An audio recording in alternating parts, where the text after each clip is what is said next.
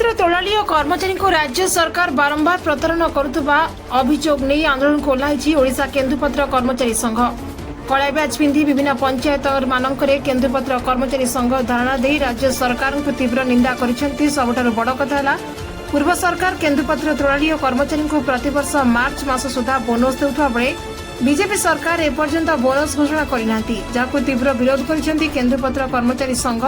सभापति विजय महांती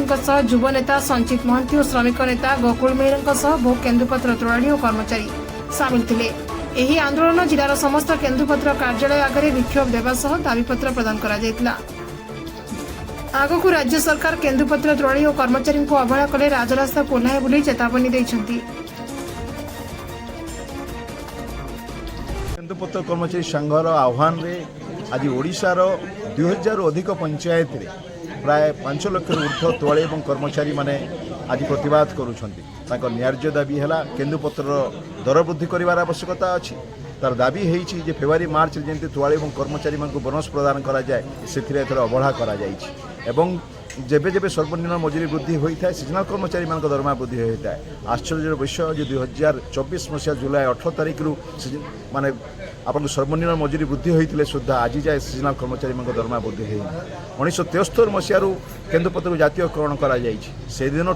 रही आसी नियम जे जेबे जेबे पत्र तोड़ा जाए और पत्र किणा जाए ता पूर्व पत्र दर धार्य करते सरकार। ओडिशार इतिहास रे प्रथम थर पर 2026 मसीह जो पत्र किणा जाउछि सरकार निजे जानी ना कौ दर में पत्र किणुंट एवं तोली माँ मैंने जानी ना कौ दर से पत्र बिक्री करुँच।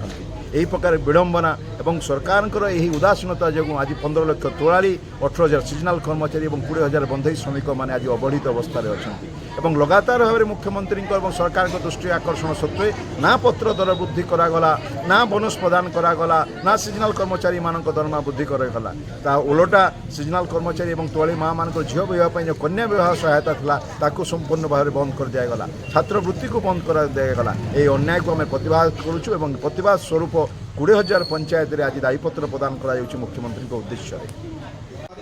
आज जो सारा ओडिशा रे केन्दुपत्र कर्मचारी तोलाली श्रमिक सीजनाल कर्मचारी बंधई श्रमिक समस्ते आज